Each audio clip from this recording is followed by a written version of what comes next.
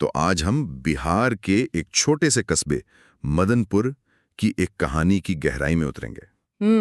कहानी एक चाय की दुकान की है, लखनवा चाय भंडार। हाँ, और पहली नजर में तो ये एक आम भूतहा कहानी लगती है। बिल्कुल, कि आधी रात को कोई अदृश्य ग्राहक आता है चाय पीने। पर जब हम इसकी परतों को खोलते हैं तो ये सिर्फ डर के बारे में नहीं है, ये डर के मनोविज्ञान के बारे में भी बहुत कुछ बताती है।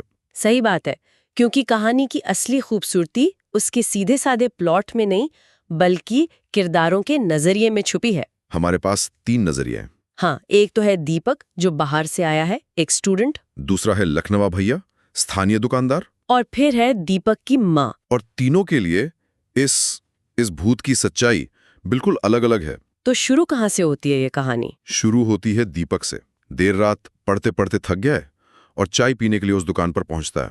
और माहौल भी एकदम वैसा ही बना हुआ है। हाँ, सुनसान सड़कें, ठंडी हवा और दुकान की वो टिमटिमाती हुई ट्यूबलाइट। उफ। और वो वहां पहुंचकर दुकानदार से मजाक में कहता है, एक कटिंग चाय बना दीजिए। भूत के लिए नहीं, मेरे लिए। बिल्कुल, यहीं पर कहानी का पहला दिलचस्प मोड़ आता है। हाँ, क्योंकि दीपक का मजाक हम सबका नजरिया है। एक शहरी पढ़ा लिखा इंसान जो ऐसी बातों को बस मजाक समझता है। लेकिन दुकानदार लखनऊआ भैया का चेहरा वो एकदम पीला पड़ जाता है। और वो तुरंत हमें बता देता है कि उस जगह के लिए ये मजाक नहीं है, ये एक जीती जागती हकीकत है। सही कहा। और इसके ठीक बाद अलौकिक घटना शुरू होती है। दुकान में एक खाली चारपाई रखी है और उससे खट की आवाज आती है। हाँ, और वो हिलने लगती है। अब यहाँ लखनऊआ भैया का रिएक्शन देखने वाला है। वो चीखता चिल्लाता नहीं है। नहीं, वो बस चुपचाप एक और गिलास चाय बनाता है और उस चारपाई पर रख देता है, जैसे ये कोई रोज का काम हो। ये बहुत महत्वपूर्ण डिटेल है। ये दिखाता है कि उस समुदाय ने उस अनजाने डर के साथ जीना सीख लिया है। एक तरीका बना लिया है उसे काबू में रखने का, एक रिचुअल जैसा। हाँ, एक रिचुअल। वो आत्मा अब कोई हमलावर नहीं, बल्कि एक खतरनाक नियम है जिसका हर रात पालन करना पड़ता है। और फिर आता है कहानी का क्लाइमैक्स, सबसे डरावना हिस्सा। वो चाय का गिलास। हाँ, वो गिलास अपने आप हवा में उड़ जाता है और चुस्की लेने की आवाज आने लगती है। सोचकर ही अजीब लगता है।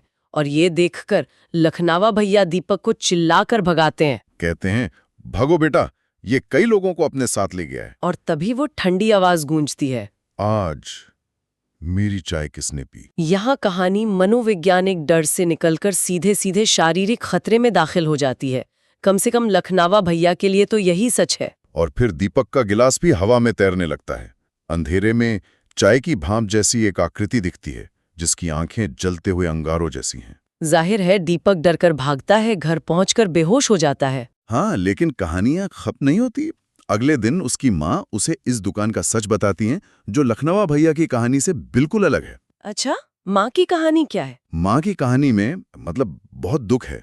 वो बताती हैं कि बहुत साल पहले उसी दुकान पर एक यात्री की चाय पीते पीते मौत हो गई थी। ओह। और ये उसी की आत्मा है जो आज भी अपनी अधूरी चाय की तलाश में वहां आती है। तो हमारे पास एक ही भूत की 2 तस्वीरें हैं, एक खूनी आत्मा और दूसरे एक बेचारी अतृप्त आत्मा। बिल्कुल, और यही इस कहानी का सार है ना। हाँ, ये हमें भूत के बारे में कम और इंसानी नजरिए के बारे में ज्यादा बताती हैं।